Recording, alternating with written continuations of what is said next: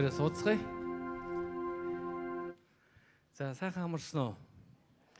За 2026 оны 5 сарын 3-ны өдөр мэндийг хүргье.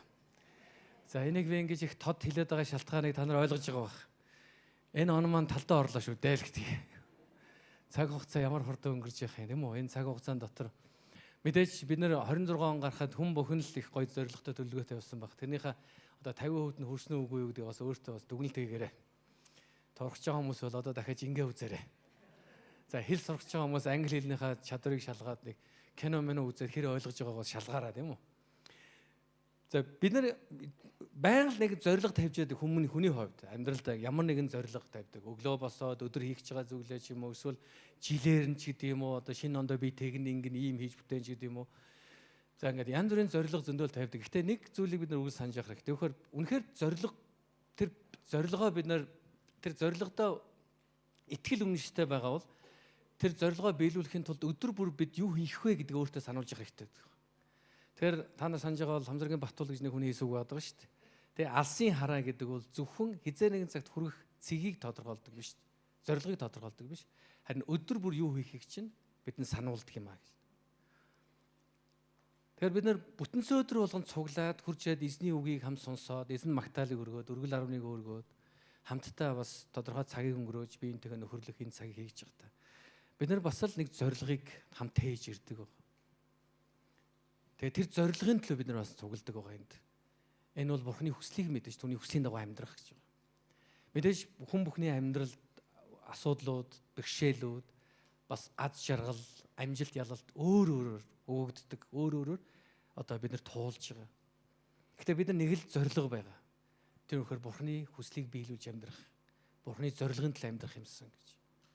Эцэст нь би зөндөл хэлдэг л дээ. Эцэст нь бид нар энэ амьдралын амьдралыг төгсөх үед Бурхны өмнө очиод бид нар түүний өмнө хариуцлага тооцно.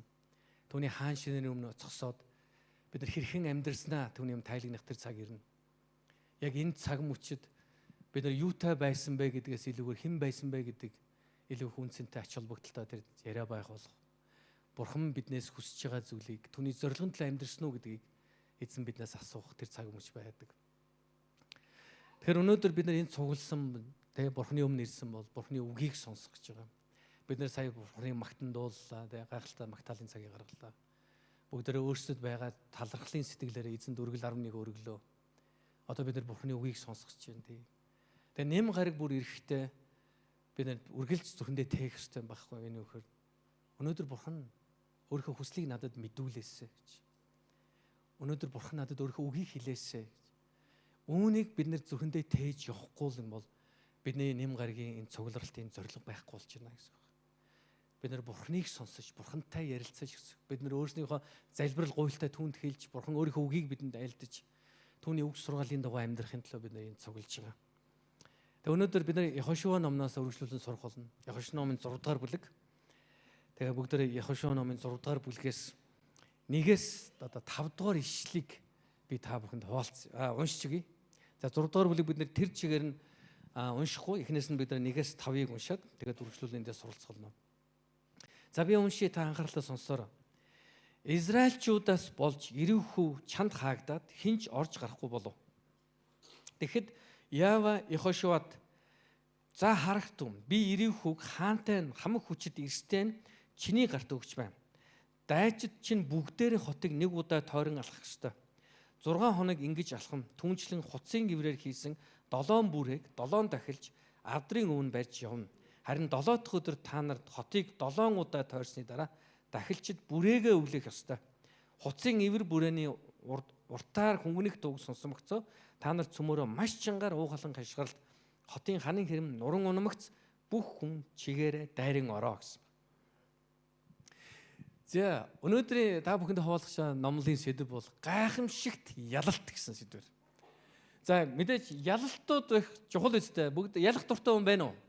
За өмнө хэлээрэй. За бидний зарим маань ялах сонирхол бол багтаал байгаа юм байна.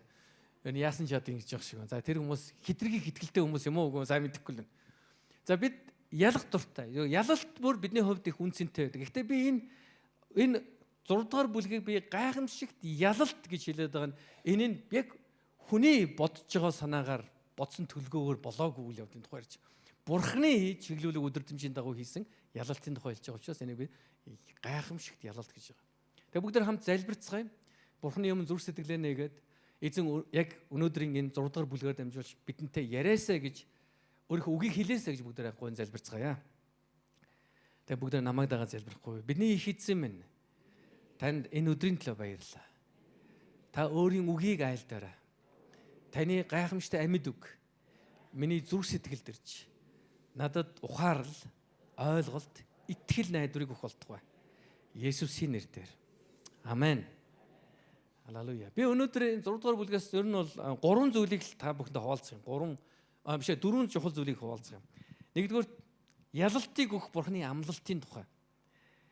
Хамгийн эхлээд энд гарч байгаа ялалтыг өгөх Бурхан амласан байгаа Израильчуудад. Тэгээ ингэж хэлсэн байна. Тэгэхэд Яава Йохошуад за харагтун би ирэх үг хаантай хамаг хүчит эрсдэн чиний гарт өгч байна гэсэн. За энэ их сонирхолтой өгүүлбэр байгаа. Энэ ер нь өгөх гээд байгаа тухай яриаггүй. Өгчмөр байгаа тухай яриаггүй. Өгчүүл юу гэж бодож байгаа гэж асуугаагүй. Энэ би өгч байна л гэдэг тухай ярьж байгаа. Нэгсэндээ энэ өгсөн гэдгээ л хэлж байгаа Бурхан. Энэ маш олон жилийн өмнө хэлсэн, тунхаглагдсан үг байна. Санаж байгаа бол Израильчууд хамгийн анхны удаа, хамгийн ихний удаа 40 гаруй жилийн өмнө тийм үү? 40 жилийн өмнө яг энэ амлалтыг Бурханаас авсан амлалт буюу Бурханы амласан дутагд орохыг зорьсон. Гэхдээ тэд нар амжилтанд хүрч чадаагүй. Тэд нар тэндээс зүгтсэн байгаад байгаа. Гэхдээ тэд нар ялагдаж зүгтаагүй. Тэд нар зүгээр өөрсдөө зүгтсэн байгаа. Яагаад итгээгүй учраас. Тэд нар сүулдэ за ойлголоо одоо буцаад орыг эзэн нэгэн та нар хэлсэн. Явцгаа. 20-с дээш настай тэр итгэлгүй үеийнхэн бүгд цөлд унаж дуустал би таныг цөлд амьдруулах болно гэсэн. Израильчуудаас болж тийм үү тухайд Иерихо хот хаагдсан байсан гэж. Хэнийг ч оруулахгүй бас хэнийг ч гаргахгүй байсан. Тухайн үед Иерихо хот нь хамгийн бат бэх цайстай хот байсан байна. Тэр маш одоо хүчрэх хот байсан байна. Сайн хамгаалагдсан. Үнэн дээр эзлэхэд маш хэцүү байсан байна. Тэрнээс гадна тэнд эрлэхийг дайчтай хот байсан байна. Харин Израильчуудын туршуулууд хүртэл тэр хотод орж гарсан гэдгийг тэд нар мэдчихсэн учраас тэд нар юу гэж ойлгосон бэ гэхээр за Израильчууд орж ирээд одоо биднийг эзлэх гээд байна шүү.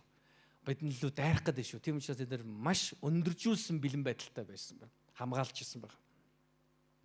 Израильчууд санжил 40 жилийн өмнө Канаан нутгийг тагнаж байхад тэдний цайз бэхлэлт нь ялж гарахын аргагүй хүчрхэг юм байна гэд тэд нар зүгтаарсан байдаг тийм үү? Тоолго номын 13:28 дээр яг энд хэлсэн байгаа. Тоолго 23:28 дээр гэвч тэр нутаг сууж буй хүмүүс нь хүчрхэг хот тосгод нь авраг том бэхлэлттэй юм байна. Бид бас тэнд Анакчуудын уруудмыг харсан гэсэн байна. Яг Анакчуудын талаар Дэд хууль номын 9 дугаар бүлэг лөө 8 дугаар бүлэг дээр бас анх нэг дурдсан байдаг шүү дээ. Тэгээ Анакчууд гэдэг бол энэ бусад одоо үндэснүүдээс бодвол хамаагүй илүү хүчрхэг том биетэй хүмүүс байсан тухай өгүүлж байгаа. Тэгээ нөгөө Давидэд ялагддаг Галиат байна шүү дээ. Галиат чинь өөр маш том биетээс энэ Анакчуудын удмын хүн байсан байхаа гэж үздэг тийм үү. Тэгэхээр тэнд байсан олон зүйлийг харсан. Одоо нэгсэн Израильчууд очиод маш хүчрхэг цайз бэхлэлд байгаа юм байна. Тэнд байгаа дайчид нь маш хүчрхэг юм байна. Бүр тэнд Анакчууд буюу авраг биетэй том тэр дайчид байгаа юм байна. За бид нар бол ямар ч боломжгүй гэдэг нар харсан учраас тоолго номд өгүүлсний дагуу бид нар яасан итгэлгүйгээсээ болж цөрлөө явдаг. Харин энд Бурхан маш тодорхой нэг зүйлийг харуулж байгаа. Өнөөдөр энийг бид нар сайн ойлгох хэрэгтэй. Хэдийгээр Иерихо хот хамгийн сайн хамгаалалтаа бат бих цайцтай байсан ч тэнд эрлэхийг дайчид байсан ч Йохошуад эзэн юу гэж хэлсэн гэж би Иерихог хаантай хамаг хүчрхэг эрсдэн чиний гарт өгч байна гэсэн байна. За эндээс та нэг юм хараарай. Одоо би танд бас тодорхой тайлбарлаж өгөхийг хичээе. Бурхан ингэж хэлээгүй байхгүй. Израильчуудад энэ нутгийг өгчмөр байдаг. Израильчууд маань ингээд бас хажууд нь тэнэгтэй тах. За ямар арга болдг юм бэлээ. Яах вэ? Тэнгэрээс эсвэл зүгээр стажийнхэн галан мөндөр буулгаад энэ Иерихо хот мот бусад үндэстнүүд бүгдийг арчиж хаяад тэгээд Израильчуудаа давтаа морилгоод өгчдөг юм уу? Тэгвэл амар юм биш үү? Ойлгож байна уу юу яриад байгааг? Одоо энийг бид нар өнөө цаг дээр буулгая л да. Одоо өнөө цаг дээр одоо жишээл над дээр заяа. Ёо энэ Батуулт ямар хэцүү. Ёо энэ нөхрөө гайгүй юм хийчих гэсэн чинь тэнэгтэй тах. Ёо. Яадаг юм бэлээ. Уул нь хэдийн юм амлсан байсан. Тэгээ амлалтаа болохоос яг бид нар яг зарим талаар ингэж Бурхныг дүгнээд байдаг. Бурхан бидний төлөө боломжийг хайдаг юм шиг бодоод байдаг. Бидэнд өгсөн дуудлага тэр амлалтаа биелүүлэхийн тулд Бурхан бидний төлөө боломжийг бүтээдэг юм уу? Эсвэл бидний төлөө боломжийг хайдаг юм уу? Ойлгож бас миний хэлээд байгаа. Хэрвээ Бурхан амлсан бол Бурхан өгч байна гэж хэлсэн бол Бурхан өгсөн гэсэн утгатай илгэж байгаа юм. Энэ өгчөж магадгүй гэж хэлээгүй. Өгчүүл юу гэж бодож чинь гэж асуугаагүй. Харин би танад өгч байна гэсэн Бурханы амлалтын тухай ярьж байгаа. Тэгэхээр эзэн өөрийнхөө амлалтыг бидэнд өгсөн бол энийг биелнэ. Халелуя. Эзэн танд дуудлага өгсөн бол тэр дуудлага биелнэ. Халелуя. Яг л энэ Бурханы хүсэл учраас, Бурханы таалал байгаа учраас бараг гэж юм байхгүй гэдэг бид нар ойлгох хэрэгтэй. Бараг гэж. Ер нь бараг биелж байгаа. Одоо жишээл Израильчүүдийн хувьд энэ Израильчууд бараг амлагдсан нутагт орохгүй гэсэн санаа ерөөсөө байгаагүй. Тэд нар бараг ирэх үг ялч магадгүй ч гээгүй. Эзэн би өгч байна гэсэн байгаа. Тэгээ эзэн маш тодорхой энийг авахын тулд нэгсэндээ миний өгснийг авахын тулд чи ямар байх ёстой вэ гэдгийг Израильчууд бас хандж хэлж байгаа. Бид нар Йошуа номыг унших үед Израильчуудын амьдралыг уншиж байгаа л да. Энэ бол түүх. Энэ түүхээр дамжиж Бурхан бидэнтэй ярьж байгааг ойлгох хэрэгтэй. Бид нар зарим хүмүүс ингэж гэхгүй. Тэр Израильчууд бос юм тэндэл юм байгаас бид нар чинь монголчууд байна. Бид нар чинь шинэ гэрээний итгэгч нар байна. Бид нар чинь шинэ үеийнхэн байна. Тэнд болсон тэр одоо Израильчуудын үеид болчихсон тэр үйл явдал бидэнд ямар хамаатай байна гэж зарим хүмүүс хуучин гэрээг тэр чигээр нь үгүйсэх гэдэг. Гэтэл тийм биш. Бид нар ойлгох хэрэгтэй. Израильчуудыг Бурхан сонгосон үнэн. Гэхдээ энд хоёр маш чухал одоо бид нар теологи ойлголтыг мэдэх хэрэгтэй байгаа. Нэгдүгээр төхөр хуучин гэрээний өнцгөөс харах юм бол Израильчууд сонгогдсон ард түмэн байсан бөгөөд Израильчуудаар дамжуулж Бурхан өөрийгөө алдаршуулсан, өөрийнхөө зорилгыг биелүүлж байгаа. Энэ түүх явж байгаа гэсэн. Шинэ гэрээний талдаас бид нар юг ойлгох ёстой гэхээр Израильчуудаар дамжуулж Бурхан дэлхий дээр хийх хүссэн бүх энэ өөрийнхөө хүсэл зорилгыг Есүс Христ дотор төгс биелүүлсэн юм а гэдэг тухай. Христ дотор. Тийм учраас одоо энэ аль нэгэн үндэсний тухай яриа биш, одоо энэ Христийн тухай яриа болж байгаа гэдэг ойлгох хэрэгтэй. Тийм учраас бид нар хуучин гэрээ Израильчүүдийн түүхийг уншихдаа энэ болсон үйл явдал Бурхан хэрхэн өөрийн сонгосон ард түмнээр дамжиж тэдэнд амласан амлалтаар дамжуулж өөрийгөө алдаршуулдаг юм бэ гэдгийг бид нар харж энэ нь өнөөдөр шинэ гэрээний итгэгчдийн хувьд бид нар Христ дотор Бурханы амлалтыг хүлээн авч биднээр дамжиж Бурхан өөрийгөө алдаршуулна гэсэн ойлголт бид байх хэрэгтэй байна. Ойлгож байгаа хүмүүс байна уу? Амен. Одоо бүгдөө нэг жоохон цоглог ягаараа. Өчтөр орой жоохон оройтсан уу яасан? Орой Netflix-ээс баган кино үзсэн үгүй юу? Тэгэхээр энэ нэгдүгээр эзний амлалт байгаа. Тэгэхээр бид нар энэ амлалтыг өнөөдөр яг өөрсдийнхөө өнцгөөс бид нар юу гэж харах хэрэгтэй болж байгаа гэхээр Бурхан Израильчуудад амлалт өгөхдөө эсрэг тал нь ямар байх нь тийм чухал байгаагүй гэдгийг ойлгож бид нар ойлгох хэрэгтэй. Нэгсэндээ өнөөдрсөн эзэн бидний төлөө дуудлага өгөхдөө бидэнд тодорхой зорилго өгөхдөө бидний туулах гэж байгаа эсвэл бидэнтэй тулах гэж байгаа тэр асуудал ямар том эсвэл жижиг байх нь Бурханы хувьд тийм чухал биш гэдгийг өнөөдөр бид ойлгох хэрэгтэй. Хитрхи том асуудал учраас амьд өгсөмөө та нар бол дийлэхгүй юм шиг байна. Яа болцгоо гэж Бурхан хэлэхгүй гэдгийг бид нар ойлгох хэрэгтэй. Хитрхи том асуудал учраас чи чадахгүй гэж Бурхан танд хэлэхгүй хэлээгүй гэдгийг бид нар ойлгох хэрэгтэй. Харин эзэн бид тэднийг хитрхи том гэж харсан ч харин Бурхан come on би өгч байна гэж хэлж байгаа бол бид нар яах нь зоригтой алхах хэрэгтэй байгаа. Тийм учраас Бурханы хийж чадахгүй хитрхи том ажил гэж байдаг. Хитрхи Бурханы шийдэж чадахгүй хитрхи том асуудал гэж байдаг. Бурханы эдгэж чадахгүй өвчин гэж байхгүй. Бурханы өөрчилж чадахгүй хүн гэж байдаг. Харин зарим зүйлийг бид ойлгодгүй яг энэ дэлхий дээр байхдаа ойлгохгүй юм байна. Яг хоёр хүн яг адилхан өвчтөй хоёр нэг нь залбирсан төгс эдгэрлийг авсан, нэг нь залбирсан ч залбирсаар байгаад тэр өвчнийхөө улмаас энэ дэлхийг орхио явж байгааг амьдрал дээр би зөндөл харж ирсэн. Би ойлгодог заримыг зүйлийг. Гэхдээ би итгэдэг. Яг бол Бурханд хитрхи хүнд ажил гэж байдгүй маа. Учир нь тэр бол бүтээгч учраас. Тийм учраас Ирихүү хотыг өгнө гэдгийг эзэн Йошуад хандаж хэлж байгаа Бурхан. Тэд нэр ямар том хүчрхэг цайзтай байна. Тэнд дотор ямар их хүчрхэг цэрэг ирс байна. Тэд нар хизээч хэнд ч ялагдаж байгаагүй тэр хот цайз тэр улс байсан ч гэсэн эзэн юу гэж хэлж байгаа гэхээр би чамд өгч байна гэж хэлсэн байна. Хаантай эрлэхийг дайчтай би чамд өгч байна гэсэн байна. Тэгм ч бас нэгдүгээр бид нэр ойлгох хэрэгтэй. Бурхны амлалт. Бурхан хизээч бидэнтэй тулах зүйлсийн хэмжээнээс болж түүний амлалт өөрчлөгддөг юм бишээ. Бурхны хүсэл түүний зорилгын дагуу амлалт бидэнд өгөгддөг юм аа.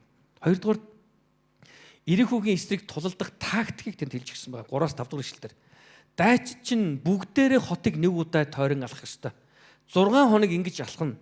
Түүнчлэн хуцсын эврээр хийсэн 7 бүрээг 7 дахилж авдрын өмнө барьж явна. Харин 7 дахь өдөр та нар хотыг 7 удаа тойрсны дараа дахилчид бүрээгээ үлээх ёстой. Тэд бүрээгээ үлэх үед бүгдээрээ хашгираад тэгээд тэр хан хэрэм нурах үед, цайз нурах үед та нар тэр хотыг эзлээрэй гэсэн байна. Энэ тактик нь ямар ч дайн тулааны шинжтэй тактик байгаагүй. Сонсоход шууд. Яг тэр 7 тойрч иргэнэ гэн. Тэр хотыг тойрч алхна гэдэг чинь өөрөө дайны төлөвлөгөөр мэд сонсогдохгүй байгаа. Бүгд хажууд байгаа хүнээс асуугач. Тулаанд орж байгаа хүнийг цайзыг ториод алхаад байгааг бол дайн шиг сонсогдож гэнэ үү? Аялал шиг сонсогдож гэнэ үү? Бид нэр ингээд тойрон аялал хийж явал болно тийм үү? Ингүүл яг одоо маш энгийнээр одоо спортын тэмцээнд орно. Одоо манай сүмийнхэн тэмцээнд орно. Тэнгүүд ингэж яриул яг хоо. Одоо манай хин тулгаа пастор, сөгөөчр пастор тэр тэмцээнийг удирдах байгаа хоёр пастор гарч ирлээ л. Тэгээ энэ хоёр гарч ингэж ярина гинэ. За ингэж ярьсан гээ зүгээр төсөөлж байгаа шүү. Энэ хоёр гарч ирээд за бид нар нэг сүм байгаамаа. Тэгээ сая ингээд бит хоёр яриад за энэ хоёр пастор маань яриад шийдвэр гаргачихна. Юу гэж үзсэн гэхээр бүгдээрээ яг тэмцээн ч гэсэн тэмцэлдэхгүй ээ. Тэгээд эсрэг багийн хүн бөмбөг говьл өгчөөрөө. Бүгдээрээ гоё нэг бие бидтэй. Тэгээ яг хин нь одоо шийдэнд ойрхон байгаад бөмбөгтэй байгаа шидэд оруулна. Гэхдээ тэр нь бол одоо эзний л таалар гэж бодъё. Тэгээс бөмбөгний хойноос хөөцөлдөхгүй шүү. Бөмбөгөө байраад цухтаахгүй. Окей? Бүгдээ өстөн дайснаар өрөвдө хайрлах даалгавартай хүмүүс ээ. Тийм учраас зүгээрээ ингэж энэ хоёр пастор маань яриул яах вэ? Та нар юу гэж бодох вэ? Яа энэ хоёр бол төгсөрчжээ гэж бодох байх тийм үү? Энэ хоёр бол хайр нэгүслийн бүр уучлан төгс одоо юу болчихжээ яа. Энэ тэмцээн биш болно шүү дээ. Тийм үү? Эсрэг багийн хүн бөмбөгөө өгөөч гэхээр за өгдөг энэ тэмцээн байх уу? Хэрвээ хүн ингэж сонсвол энийг тэмцээн биш одоо энийг юу гэж хэлэх юм бүүм нэг л юм сонирхол юм болно гэсэн. Тэгэхээр энэ яг тулааны хувьд энэ тактик энийг эзлэх гээд байгаа шүү дээ. Уулна. Гэтэл юу гэж хэлээд нэхэр та нар тулалдахгүй. Та нар тойроод алхана гэж байна. Тэгээд цааш нь бүгд юу гэж харах хэрэгтэй гэхээр тулаанд орох гэж би хүмүүс тэгээ энэ хүмүүсийн хувьд энэ бол тийм ч сайн төлөвлөгөө байгааг нь ойлгомжтой. Тэр хотыг эзлэхийн тулд эхлээд ингэж яриул харин тулааны тактик болно тийм үү? Эхнээс нь ханы хэрмийг нурай. За үүний тулд ганц тулга пастор хүмүүсээ аваад тэрдлийн хан дээр очиод тийм хий. Сүхөөчр пастор хүмүүсээ аваад энэ хан дээр нь очиод тэг зогс. Ингээд энийг нурай гэвэл одоо яах нь вэ? Энэ тулаан шиг болно. За хан нурахгүй байгаад судалсан чинь нурахааргүй давъя. Давхын тулд бүгдээ ийм шат хий, ийм мос хий. За энэ яаж энэ тулаан шиг сонсогдно. Эсвэл ямар нэг аргаар тэр цайзанд байгаа хүмүүсийг гаргая. Тэгээ гарч ирэнгүүт нь талд аваад чад нухъя. Маа монголчууд тэгжсэн байгаа шүү дээ юм уу? За энэ тулаан шиг сонсогдож байгаа үз. Ойлгож байна уу? Тийм үү? Эсвэл бүслэе. Хэнийг ч оруулж гарахгүй бүслээд өсгөл нь нэрвдүүлье. Одоо яаж вэ? Цэргийн тактик сонсогдож байгаа байхгүй. Гэтэл энэ юр бус юм. Юу гэж хэлсэн гээд цайзыг тойроод алах. Гайхамшигт. Энэ тактик яг юугаар онцгой байсан бэ? Хоёр зүйлээр маш онцгой тактик байсан. Нэг нь энэ бурхан өөрөө өгсөн тактик байсан. Энийг Яхошуа бодож олоогүй байхгүй. Бодож ясаа ер нь тойроод алхаад байвал ер нь нөхдүүдийг айлхаад нөхдөн сүрдсэндээ болоод үнгэлцэг нагараад тэгээ бид нар яваад орчих юм биш үү? Ерөөсөө тийм болоогүй. Нэгдүгürt бурхан Яхошуад хэлсэн. Би хаантай эрлэхийг дайчтай гарт нь нөхөл та нарын гарт. Гэхдээ юу хийх вэ гэж та нар тойрч алхах болно гэсэн байна. Хоёрдугаарт энэ юугаар онцгойсэн гэдэг бүх ард түмэн үүнд итгэх хэрэгтэй байсан байна. Энэ Юрбусын тактик итгэлээр. Йохошуа бурхан хэлсэн учраас хүлээж авсан. Яг Йохошуа өөрийнхөө ард түмэнд хэлж, ард түмэн үнийг сонсоод, дахилчид нь сонсоод yes sir гэд хүлээж авах, итгэх ёстой байсан. Нэгдүгээрт ялалтын төлөөх амлалтыг бид нар ойлгох хэрэгтэй. Бид нар юутай тулах нь тэмч чухал биш. Харин хэн бидэнд үгээ хэлсэн үргэлж чухал байх бол. Бурхан үгээ хэлсэн бол энэ чухал байх болно гэсэн. Хоёрдугаарт тактик. Энэ бол Ербусын тактик. Энэ хүний санаанд ботсон тактик биш. Бурхан удирдсан юм аа. Нөхдөд өнөөдөр та өөрийнхөө амьдралыг маш олон зүйлийг амьдралд байгаа олон асуудлуудыг хараад ингэж бодож иж болох юм. Та ингэж бодож болох юм. Тимтэй байсан бол. Тэгсэн байсан бол. Йоо би ингэчдэг байсан байхгүй юу? Бид нар маш олон юм ингэж бодохгүй байдаг. Харин нөхдөд бид нар Бурханы үгийг сонсож байгаа бол Бурханаар өдөрдуулж байгаа хүмүүсийн өнгөрсөндөө бид нар цэг тавь сурах хэрэгтэй. Бид нар ирээдүгөө Бурхантай хамт хар сурах хэрэгтэй, Бурханы үгтэй хамт. Би тэгсэн байсан бол гэдэг энэ тэм дурсамжийг биш. Энэ буруутгалыг биш. Харин эзэн надад өгөө өгсөн учраас итгэлээр бид нар урагшлах хэрэгтэй. Эзэн Йохошуад болон түүний ард түмэнд өгсөн энэ тактик бол Ербус юм байсан. Гуравдугаарт нь бүх ард түмэн Йохошуагийн үгийг дагсан юм а. 6-7 дугаар ишлэлээр. Ингээд нүүний хүү Йохошуа дахилчдыг дуудаж гэрэний авдрыг өрг 7 дахилж Явагийн авдрын өмнө хуцын ивэр бүрээ нэг нэгийг барьж яв гэж зааварлаад хүмүүстэй хандан яв хотыг тойрон алхаа гэсэн байна. Тэд дуулууртад гарсан. Израильчууд энэ Ербусын төлөвлөгөөг сонсоод шууд хүлээн авсан болов уу? Эргэлдсэн болов уу? Яг энд нарийн юм ерөөсөө өгүүлээгүй л дээ. Йохошуа хэлсэн чинь зарим хүмүүс нь босч хуржингүүтээ ахлагч нар нь гарч юу яриад байгаа юм бэ Йохошуа? Бид бол өөр чинь амар найдажсэн байхгүй юу? Гэл юм ярьсан юм уу? Бүүм юу тэд тухай би гараагүй. Тэгтээ яах вэ? Энэ тухай гараагүй. Тэгвэр юуг тодорхой хэлсэн бэхээр тэд нар дагсан гэдгийг тодорхой хэлсэн байна. Ямар хэмжээний яриа тэдний дунд болсон бид нар мэдэхгүй ч харин эцэст нь тэдний сонголт нэг байсныг энд өгүүлж байгаа. Йохошуаг тэд нар бүх талаараа дэмжиж дагуулна гэж тэд нар амласан байсан. Санаж байгаа бол Йохошуа 1-р бүлгийн 16-аас 18 дээр хэлсэн шүү дээ юм уу? 1-р бүлэг дээр ингэж хэлсэн байдаг. Тэд гэдэг Израильчууд юм уу? Йохошуад хариу ийхүү өчлөө. Тушаасан болгоныг чинь хийж, эргээх газар болгонд чинь явъя. Бид мөшөөг бүх талаар дагаж байсан шигэ таныг ч дагуулна гэсэн байна. Тэд нар Израильчууд бүгд нэг зүйлийг Йохошуад амласан. Таныг сонсож дагнаа удирдагчаа. Гэхдээ эзэн бурхан тантай хамт байгаасаа гэсэн байна. Тийм үү? Мөшөөтэй бурхан байсны адил тантай хамт байгаасаа, та бурхантай хамт байгаасаа, бурхан биднийг удирдаасаа гэж үссэн байна. Тэгээс Йохошуагийн хэрхэн мэрэгэн сайн удирдах байх энэ тухай дурдаагүй шүү. Бурхан хамт байх тухай ярьсан байдаг. Тэгээд бурханаар дуудагдсан, сонгогдсон тэр удирдагчийг дах тухай бид нар ярьж байгаа. Энэ хувь хүний тухай яриа байгаагүй шүү. Бүгд хажууд байгаа хүндээ хандж хэлэхгүй. Энэ бол хувь хүний тухай яриа байгаагүй шүү. Энэ бурханы дуудлагын тухай яриа байсан. Өнөөдөр бид нар чуулганы удирдлага ч юм уу пасторуудын тухай ярихад хувь хүн дээр яриад байдаг байхгүй. Ийм пастор байхаар яадаг, тийм пастор байхаар яадаг, ийм хүн байхаар яадаг. Энэ яаж явж байгаа пастор болчдөг. Энэ яаж яаж ахлагч. Гүгүү. Энэ хувь хүний тухай яриа гэхээс илүү тэр хүнийг дуудсан бурханыг бид нар бурханы дуудлагыг бид нар ойлгох хэрэгтэй. Энэ тогтолцоог бид нар үнэхээр ойлгох хэрэгтэй шүү. Тэгээд бид нар хэлсэн ямар гой чадварлаг удирдагчтай болчихвоо гэдэг тухай яриа болоогүй шүү. Тэд нар харин бурхан түүнтэй хамт байгаа. Бурхан Йохошуаг босгосон. Тэгээ мөшөөтэй хамт байсан шигээ бурхан Йохошуатай хамт байгаа гэж тэд нар итгэсэн юм. Эхлээд дахилч нарт хандан зааварчилгаа өгөөд дараа нь ард түмэнд хандан зааварчилгаа өгсөн. Хэдийгээр хүний санаанд оромгүй, ялангуяа тулаанд орох гэж буй хүмүүсийн санаанд бүрч оромгүй төлөвлөгөө боловч бүх ард түмэн дуулууртайгаар дагсан юм. Ирихүүгийн ханан хэрмийг 7 өдрийн турш тойрч алах энэ тушаал. Энэ тушаалыг сонсоод ерөөсөө одоо өнөөдрийн бидний амьдрал магадгүй ердийн биш тийм одоо юу гэдэг үгийг бурхан бидэнд хэлж болно. Одоо жишээл өөрт байгаа бүхнөө өргөж гэдэг юм. Энэ ердийн биш байхгүй. Ялангуяа Үлс номоос харах юм бол тэнд байсан хүмүүс өөрсдөө ямиг зарангуудаа сүм давчраад өгч байсан.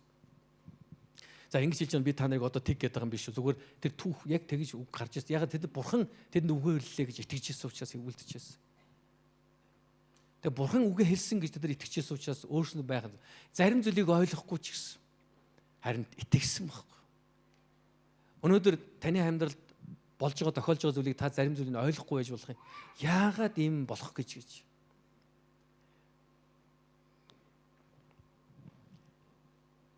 Харин яагаад болж байгааг шалтгаан бид нар ойлгохгүй ч харин бид нар нэг зүйлд үнэхээр суралцах хэрэгтэй нөхөр.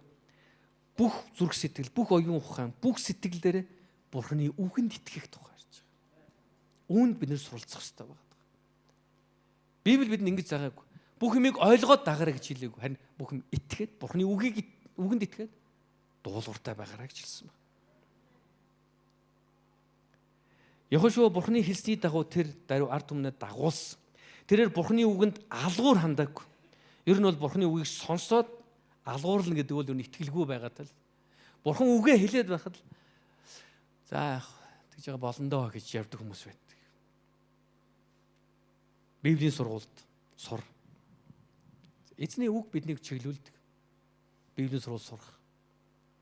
Дагалдагч бол, дагалдагч бай.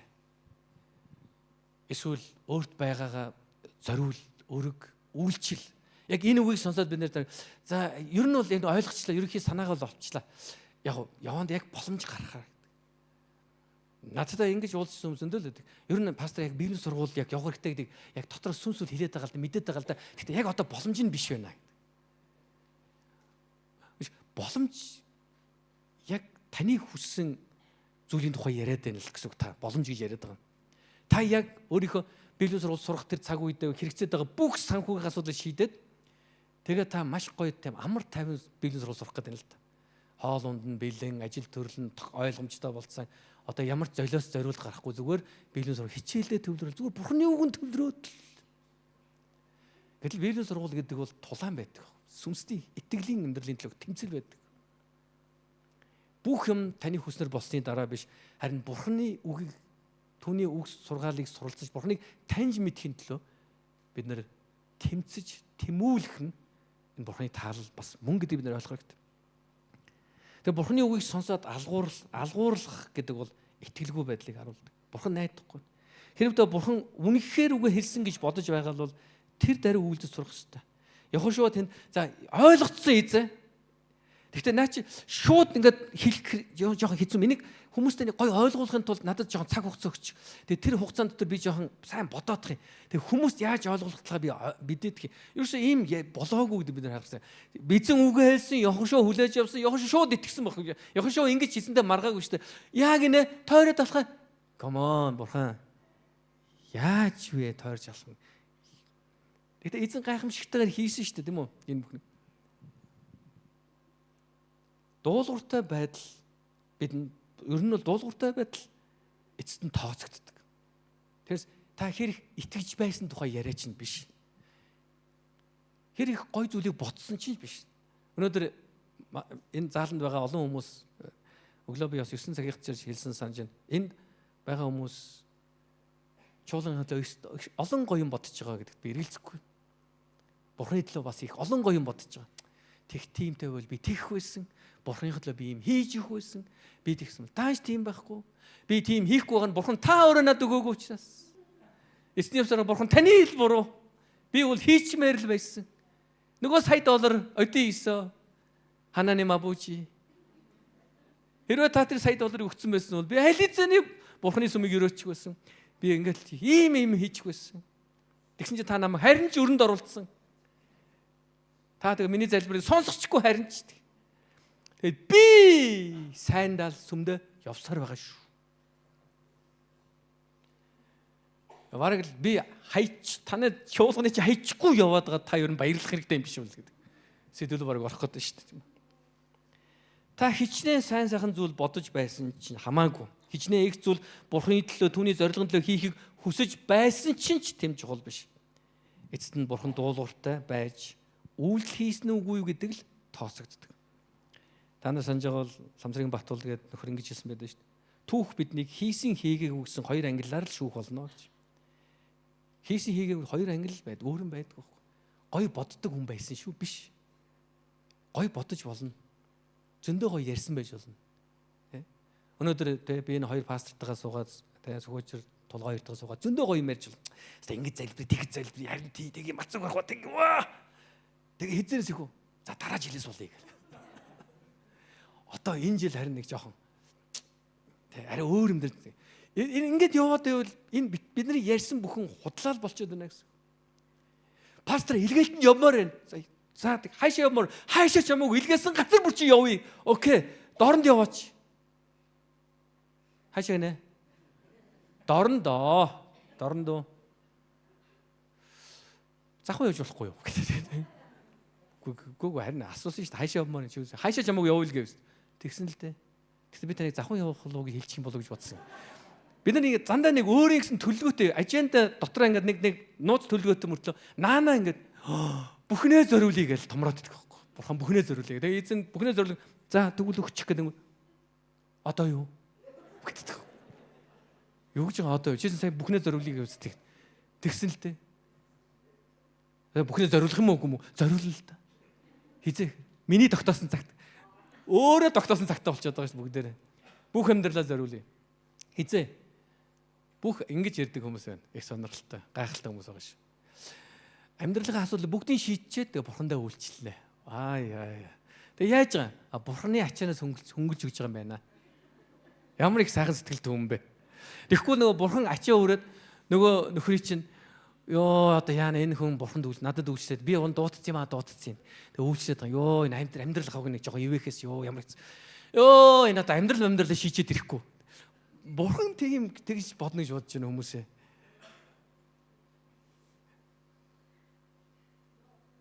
Амьдөө. Яасан одоо яасан бүгд энэс гараад энэ 9 сард бүгд библийг сургалт орчих гээд нэг хөвгөө байгаад байна уу? Ёо амен гэчээр орчих гээд байгаа юм шиг байна.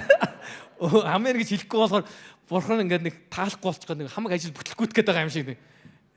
Тийм татаад онгоо шиг юм байж болохгүй шүү дээ юм уу? Эзэн танд хайртай. Эзэн таны төлөө. Гэтэ эзэн таны төлөө байна гэдэг нь таны хүслийг биелүүлэх нь бурхны зорилго гэсэн утгатай биш шүү дээ. Эзэн танаар дамжуулж өөрийнхөө зорилгыг биелүүлнэ. Эцэст нь бид нар түрүү хэлсэн хийсэн хийгээгүүдийг хоёр зүрээр л хэмжигдэн өөр юм байхгүй. Хичнээн гоё юм боддог байсан чинь. Одоо маргаашнаас бид нар өглөөний залбирал онцгой тусгай 14 хоногийн залбирал. Энэ дээр яг та нарт нэг дахин сануулж өгöd. Эхний 5 өдөр бид нар сүмдэр залбирна шүү дээ юм уу? Дараагийн 2 өдөр нь болохоор 7 хоног болгоны сүүлийн 2 өдөр нь болохоор өөрөө гэртээ залбирна. Мэдээж бүтэн зөвхөн цуглаандаа ирэх шүү заяа. Гэртээ залбирсан гэж гэртээ үлдчих байна. Тий. Ер нь хүмүүс үгийг ингэж говьлдог хүмүүс байна шүү. Их сүүлийн 2 нь гэртээ залбирсан тий сүмдээ явахгүй мөхгүй гэв. Би танаар нэг жишээ ярьж хөө. Нэг удаа нэг олон жилийн өмнө л доо бараг 17 6 7 жилийн өмнө л. Нэг удаагийн би нэг юм сургалт дээр семинар дээр ингэ хэлсэн байхгүй юу? Таныг гэртээ нэг лаз пив уухыг чинь би хоригдож чадахгүй гэсэн байхгүй. Яг зүгээр бодиттой л өмнө л юм хэлсэн л дээ. Яг би айлд очиод тэг ингээл хяналт тавиал орж гараал за яаж ин хин юу хийж яаг ингээл хогийн савын ухаж үзэл за энэ лаз байна уу би ингэж явахгүй шүү дээ. Угаасаа тийм цагж байхгүй. Угаасаа манай пасторууд хинж тэгж явдаг. Тэгэхээр би яг тэр санаагаар хэлсэн байхгүй. Угаасаа хянаж чадахгүй, хоригдож чадахгүй гэсэн санаа. Тэгсэн яасан ингээд тэр үгийг хоригдож чадахгүй гэдэг үгийг ууж болно гэж шууд орчуулж байгаа байхгүй. Тэгээд уугаад дараа нь над дээр ирж явах нөгөө асуудал нь таныг л энэ уугаараа гэсэн гээд уусан байлээ шүү дээ. Тэгэхээр би тийм хэлээгүүд та хэлсэн гэж тэр нэг тэдний семинар дээр та чинь нэг лаз би ууж болно гэж хэлсэн гэсэн шүү дээ. Гүг би ууж болно гэж хэлээгүй л би хоригдож чадахгүй л гэсэн. Тэгээ бид нар нөгөө өөр тааламжтай орчуулдаг нэг хуулийн цорхоо гэж юм байдаг шүү дээ юм уу? Яг тэрэн шиг ажиллаад байдаг хүмүүс байдаг байхгүй. За яаж гад ийш явчих вэ?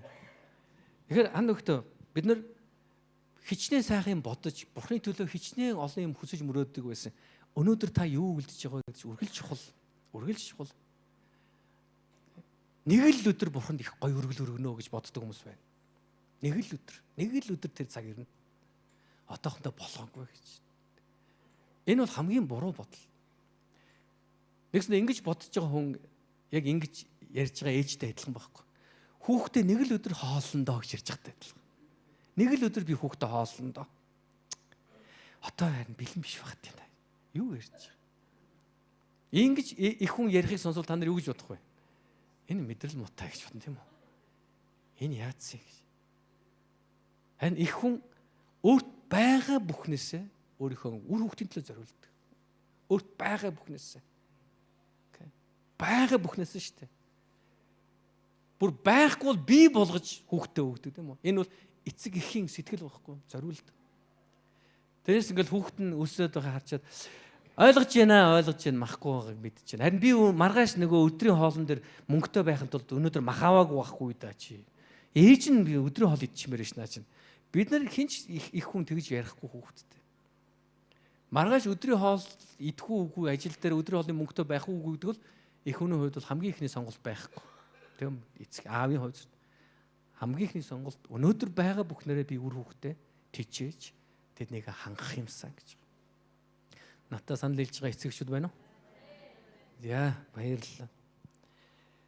Тэгэхээр дуулууртай байсан. Яхошуа болон ард Израильчууд тэднэрт гой санаа байгаагүй. Гой тийм яриач биш. Одоо гой зөөр яриа гэдэг ингэж хэлж байгаа. Бурхан бидэнд өгнө гэсэн байлаа. Ямар гоё юм бэ? Нэг л өдөр орондоо гэсэн юм даа. Тэд нар яг одоо, яг тэр цаг мөчид яг Яхошуагийн удирдлага доор тэд нар алхсан юм аа. Хамгийн сүүлд нь 4-р нь ялалт байгуулсан. 15-аас 16 дугаар ишлэлээр байна. Ингэснээр 7 дахь өдөр босоход цөмөөрөө өглөө үүрээр босож өмнөх шигээ хотыг тойрохдоо 7 удаа тойрчээ. Тэр зөвхөн тэр өдөр л хотыг 7 удаа тойрсон юм. Яг 7 дахь удаа тойроод дахилчид бүрээгээ хүннүүлэхэд Яхошуа хүмүүстэй уугайлан хашгирцгаа. Яава энэ хотыг та нарт өгсөн гэсэн. Тэгээд бид нар эзэлсэн баг. Өмнөх 6 өдөр тэд өдөр бүр 1 удаа тойрсон. Харин 7 дахь өдөр тэр хотыг 7 удаа тойрон дахилчид бүрээгээ хүннүүлэхэд уугаасан баг. За яг энийг яг хажууд нь байгааг болохоор би одоо нэг зүйлийг бол би яг ойлгохгүй байдаг л да. Одоо хүртэл унших болгондоо л би боддог байхгүй. Тэд нар яг тойрж алхах үед яг ямар зайтай цайсан хажуугаар тойрсон болоо гэж. Зарим хүмүүс болохоор шууд юу гэж ойлгоод ирэхээр яг энэ ханны дагуу тойрсон байхаа гэж яриад байдаг байхгүй. Ингээд зарим нэг зураг мураг байдаг шүү дээ. Ингээд яг ханны хажуугаар нөгөө Израильчууд тойрж байгаа. Тэгэнгүүт дээр нөгөө Ирихүүгийн хамгаалцсан цэргүүд нь хараад гайхаа харж байгаа. Нэг юм зураг мураг хүртэл байдаг. Яг мэдээж бурханд бүх зүйл боломжтой л да. Бурханд тэр нөгөө Ирихүү хотын хамгаалагч цэргүүдийг юу ч хийж чадахгүй байдалд оруулж исэн ч оруулж чадах тийм бурхан учраас бас байж боломжтой. А нөгөө талаар зүгээр энгийн талаасаа хүний талаасаа бодох юм бол ингээд тойроод ингээ хүмүүс алхаад байх юм бол нөгөө эсрэг талын нөгөө Израилийн цэргүүд алхаад байх юм бол чулуу шидэн үсттэй. Зүгээр тий хаана яасан Ирихүү тойроод алхаад нөгөө Израильчууд чулуу шидэг гэл тэгэхээр тэд нар яг ханы хажуугаар алхсан юм уу эсвэл 1 км-ийн цагаар тойрсон юм уу? Ер нь бол ойролцоогоор бараг 600 гаруй мянган хүн тойрсон байгаа шүү дээ. Нөгөө яг эрт цэргүүд нь тий тоолго ном дээр тэдний бүртгэгдэх үед нэг эрт цэргүүд нь эрчүүд нь 601,000 чулуудаа тоо бүртгэгдсэн байдаг тийм үү. Тэгэхээр энэ хүмүүс чинь эрт цэргүүд чинь тойроо гэдээ сая их хошуудаар хэлсэн байна. Тэгэхээр 600 гаруй мянга энэ бол их тоо олон хүн байхгүй. Тэгэхээр энэ олон хүн магадгүй маш том тойрог үүсгэж тэрийг тойрсон байж болох юм боо. Яг тэр нөхцөл байгаа учраас би сайн мэдэхгүй л да яг юу болсон юм. Тэгээ зарим хүмүүс ингээл янз янзаар тайлбарладаг, ярьдаг. Дээрээс нь хараад гайхсан байх, дээрээс нь хараад эдгээр ингээл чимээгүй тойроод юу хийгээд байгаа юм бол гэж бодсон байх. За мэдхгүй ямар ч юм тэд нар тойрсон гэдгийг бол маш тодорхой хэлсэн баг.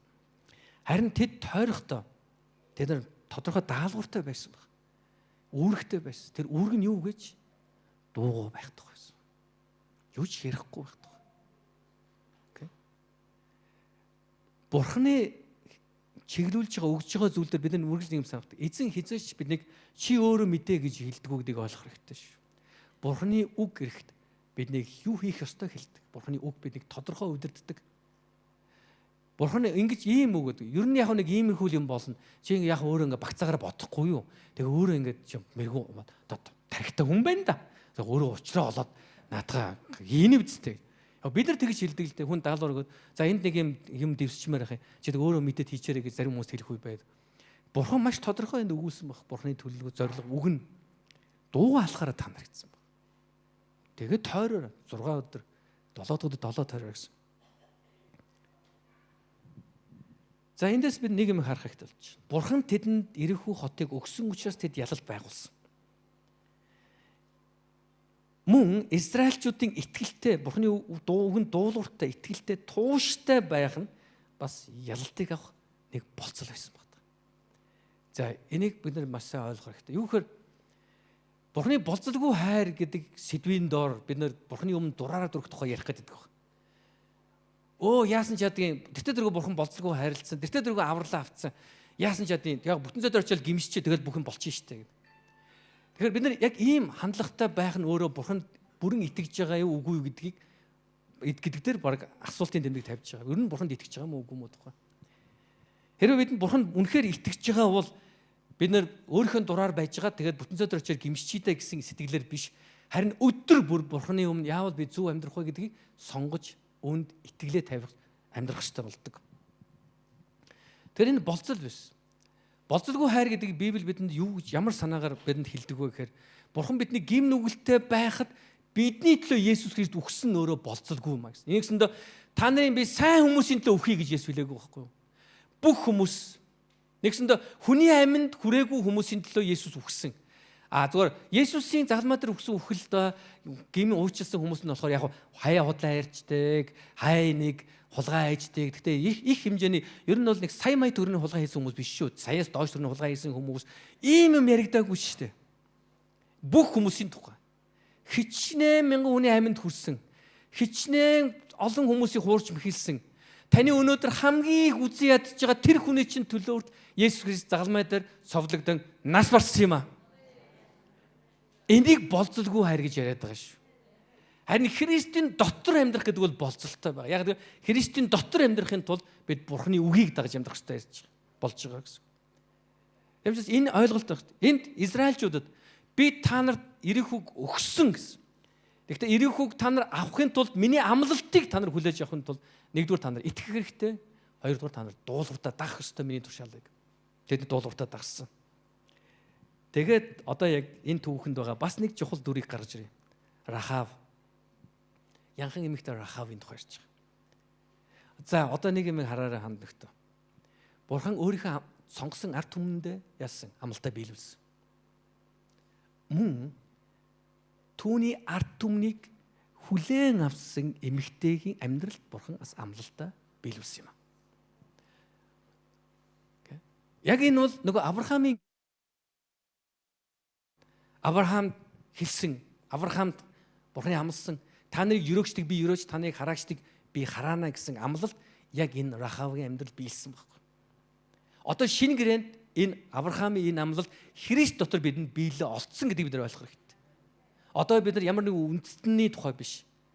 Аль Израиль еврей, Израиль үндэстэн үү, Монгол үндэстэн үү гэдэг тухай биш. Бид Христ дотор уу, Христийн гадна уу гэдэг л одоо гол болж байгаа гэсэн.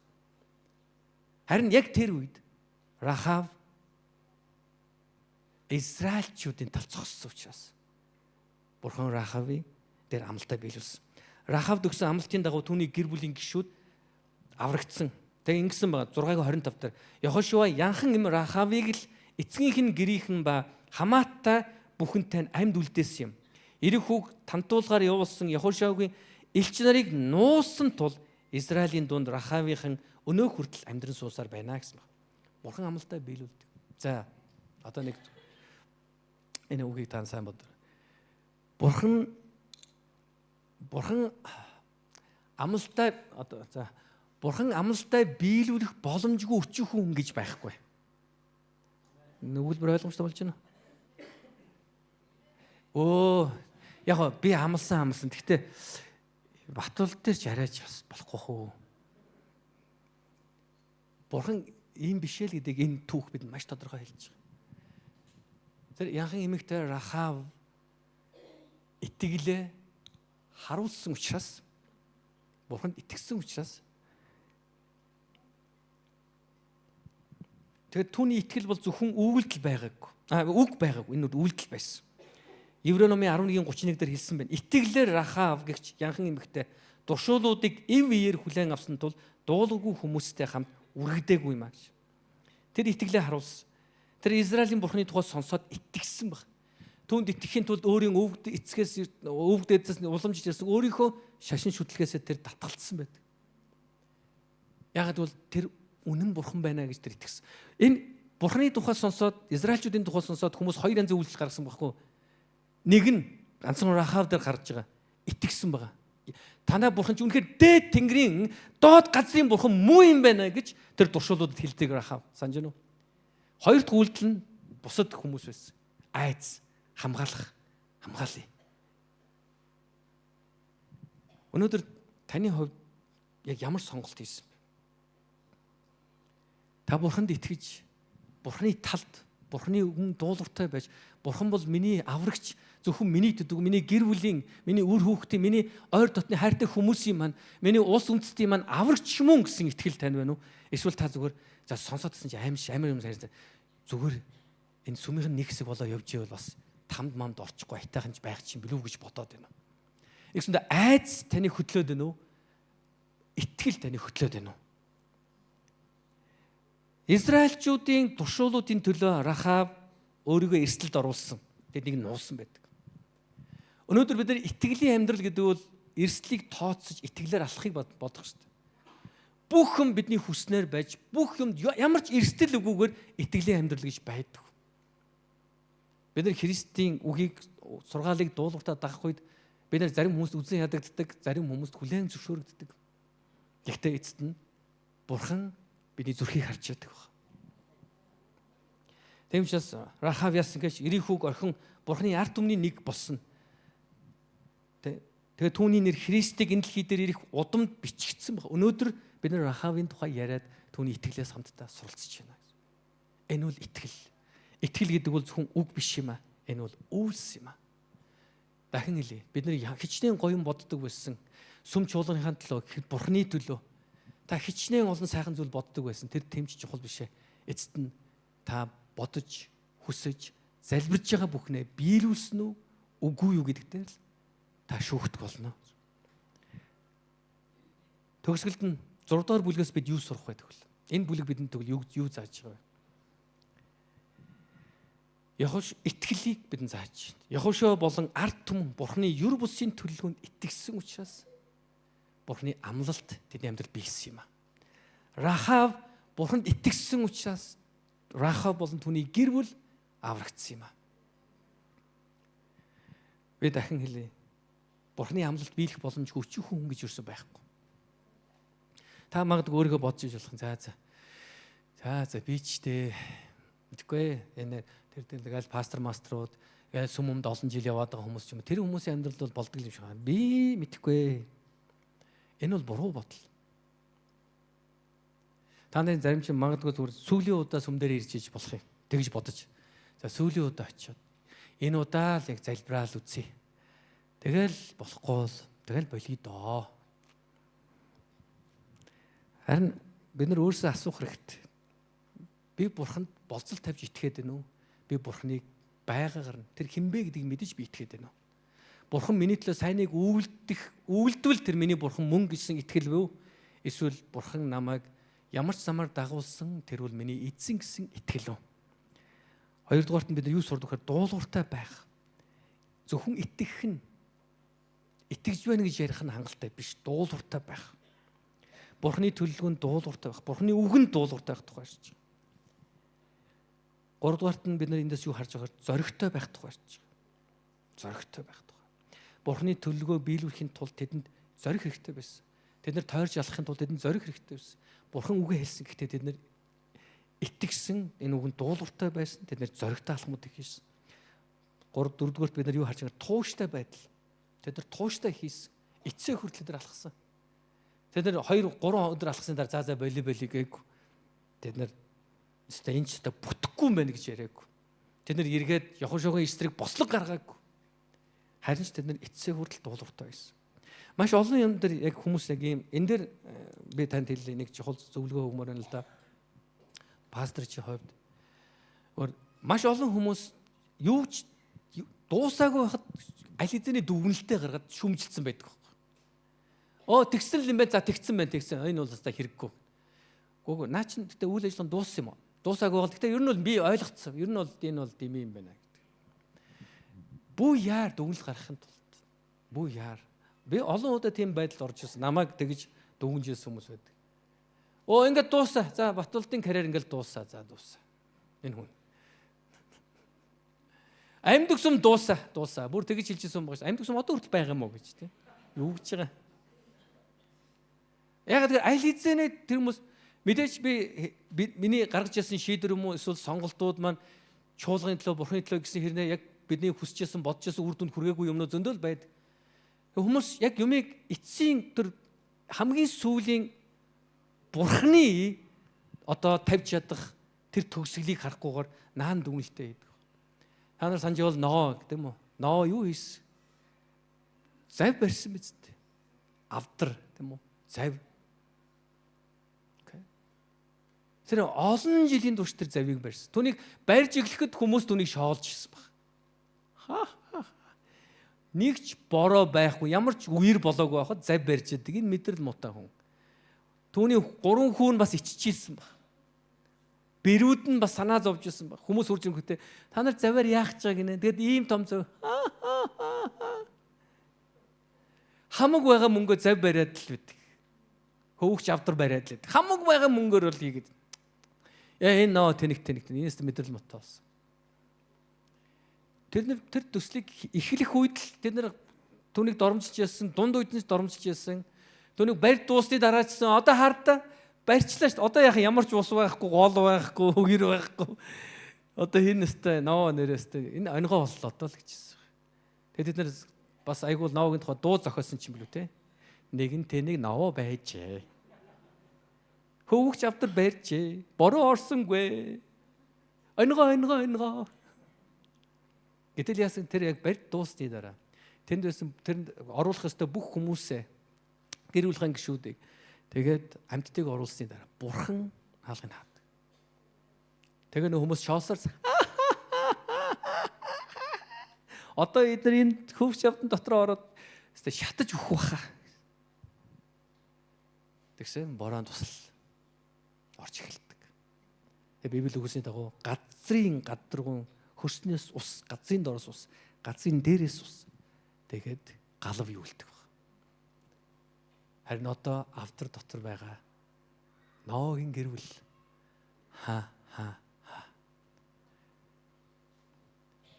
бүү яар дүгнэлт хийх гэж хэний ч амьдралыг бүү шүү. Хэний ч хийсэн үйлдэлийг эцэн бурхан цэг тавиагүй байхад цэг битгий тавь. Энэ зөв, энэ буруу гэж бүү яар. Харин л анагт тууштай бай. Бурхан хэлсэн гэж бол үгэндээ итгэл тэр үгэнд итгэмжтэй байж тууштай байх хэрэгтэй. Тэгээ тэд зөвхөн бурханд найдсныг бид нар бас харж байна тийм үү? Тэд нар өөрсдийн хүч, өөрсдийн ухаан найдаагүй. Эцсээ хүртэл зөвхөн бурхан найдаж байсан. Йохошуа 6:27-д ингэж хэлсэн баг. Яава хамт байсан тул Йохошуагийн алдар суу бүх нутгаар гарахв гэсэн мэт. Бурхан хамт байсан болохоор Израильчууд ялалт байгуулсан юм аа. Тэгэхээр анагт Израильчууд бусад дэлхийн үндэстнээс илүү байсан гэдгээс илүү Бурхан тэдэнтэй хамт байсан гэдэгт бол бид нар ач холбогдох хэрэгтэй. Ялангуяа шинэ гэрээний үеийн итгэгч нар бид нар аль нэгэн яс үндэс бусад үндэстнүүдээс илүү гэдэг ойлголт байхгүй болсон. Тэм учраас Паул маш тодорхойлсон. Одоо еврей хүн ба харь үндэстэн гэж үгүй, грек хүн гэж үгүй, эрэгтэй эмэгтэй гэж үгүй. Одоо ямар нэг үндэсний тухай яриа биш, одоо юуны тухай яриа гэж Христ дотор эсвэл Христээс гадна гэдэг тухай яриа. Бурхан тэдэнд хамт байсан. Бурхан өнөөдөр тантай хамт байна. Өнөөдөр Бурхан танд амласан амлалтаа биелүүлж. Өнөөдөр Бурхан танд зориулсан өөрийнхөө төлөвлөгөөг танд мэдүүлж. Өнөөдөр Бурхан танд дуулууртай байхыг бас зааж сануулж, дуулууртай замаар таныг дагуулж, Бурхан таны гарт ялалтыг өгөх болтугай. Бүгдээрээ босцгоё.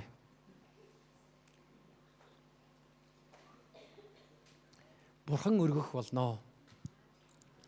Израильчуудыг Бурхан өргөсний адилд өргөх болно.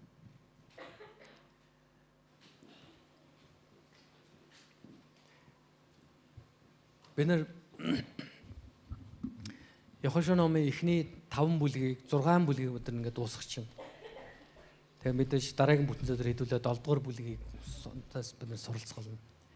Тэгээ 7 хоног бүрийн өгж байгаа энэ үг тэр өдөр 7 хоногт чинь таныг дагуулна, удирдах ёстой гэдэг бид нар ойлгох хэрэгтэй тийм үү? Энэ зүгээр л өнөөдөр зүгээр энэ зориулсан тийм энэ зөвхөн энэ танхимд өнөөдөр зөвхөн энэ цуглаанд хэлэгдэж байгаа үг биш. Энэ үг эх өдрүүдийн туршид таныг дагуулах ёстой. Тийм учраас саяны энэ үндсэн зүйлсээ бид нар ойлгох хэрэгтэй. Итгэлийн үнцнийг, дуулууртай байхын ёроолыг, зоригтой байхын утга учирыг, тууштай байдлын одоо үр дүнг тийм үү? Зөвхөн бурханд найдахын ёроолыг бид нар ойлгох хэрэгтэй. Бурхан найд. Халелуя. Амен. Бүгд тэр хажууд байгаа хүндээ хэлэхгүй. Бурхан найдаарай. Бурханд найдаар. Үнэхээр эзэн найдаарай. Өнөөдөр таны зарим магадгүй хэн нэгэн ямар ч гарцгүй мэт санагдчихж болох юм. За энэс цааш юу ч байх болчихлоо. Надад тийм үед байсан баг. Одоо нэг юм юмнаас ингээд зуураад энийг л тавьчихвал тэгэл бүх юм дуусах гэдэг юм шиг санагдах үе байсан. Бурхан таны төлөө бууж өгөөгөө та бүү өөрийнхөө төлөө бууж өгөөч. Өөрийнхөө төлөө бүү бууж өгөөч. Бурхан таны төлөө бууж өг. Бурхан Есүс таны төлөө ирсэн. Бурхан Есүс таны төлөө загалмаа совлогдсон. Бурхан Есүс таны төлөө үхсэн, ариун цэцэн урсгасан. Бурхан Есүс таны бүх нүглийг өөртөө үүрсэн. Бурхан Есүс таны бүх нүглийг уурчилсан. Бурхан Есүс таны төлөө оршуулгдсан. Бурхан Есүс таны төлөө үхлийгэж амьдсан юм аа. Бурхан Есүс танд амьд найдрыг үлдээсэн юм аа. Халелуя. Анөхтөө бид амьд найдвартай. Өнөөдөр бидний амьдрал хичнээн хэцүү байсан ч өнөөдөр бидний туулж байгаа зовлон бэрхшээл хичнээн тайлбарлахын аргагүй, ойлгохын аргагүй хэцүү байсан ч харин бид нар Бурханд итгэл найдвараа тавьж тэр л жинхэнэ миний хончин. Тэр намайг тайвшруулдаг. Тэр намайг дүлгөөн устай, ногоон бэлчээртэй дагуулдаг. Үхлийн харахын хөндөгөөр явчих тэр надтай хамт байдаг. Бурхан бидэнтэй хамт байх болно. Израильчуудад амласан амлалтаа эзэн биелүүлсний адил эзэн танд өгсөн амлалтаа биелүүлэх болно. Өнөөдөр бидний амьдралд байгаа бүхэн бол ивэл гэдгийг бүү мартаарай. Бид нар азтай эсвэл азгүй учирлаар яваад байгаа юм биш. Бурханы ивэл. Бурханы ивэл бүх зүйл. Халелуя. Бүгдээ эзний өмнө гараа өргөд түн хандан залбирцгаая. Эзэн хандан тунхаглацгаая, хэлцгээе. Эзэн баярлалаа гэж. Надад байгаа бүхний төлөө баярлалаа. Надад байхгүй бүхний төлөө баярлалаа. Туулж гарч байгаа бэрхшээл бүхний төлөө баярлалаа гэж бүгдээ эзний өмнө залбирцгаая. Халелуя Иесус. О халелуя. Хаадийнхаа эзэн эзэн минь.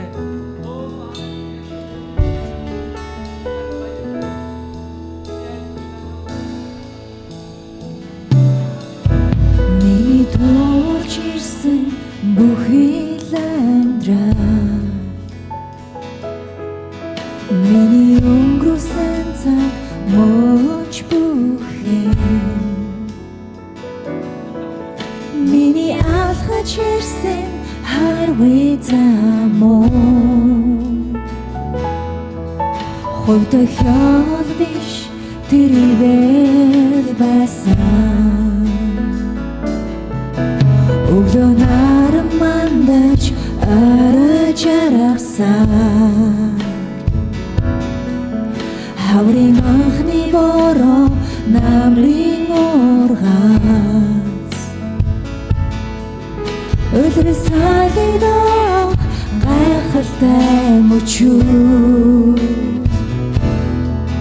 Хойто хял биш тэрийвэл байсан бүх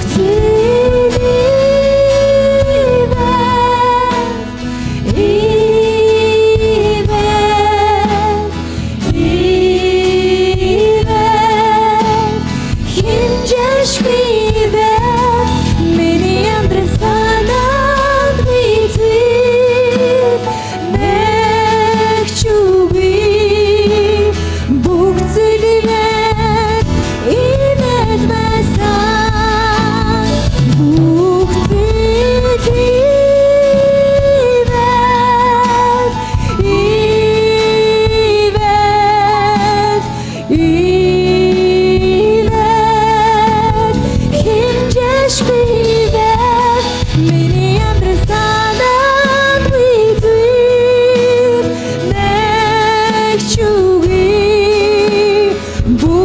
ирмээр ивэл байсан.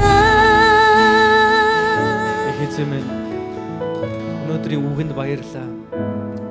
Эзэн минь үнэхээр ирэх үг та амлсныхаа дагуу хаадтаа нэрлэхийг дайчтай тэр бүхэл хотыг та Израильчуудад өгсөн.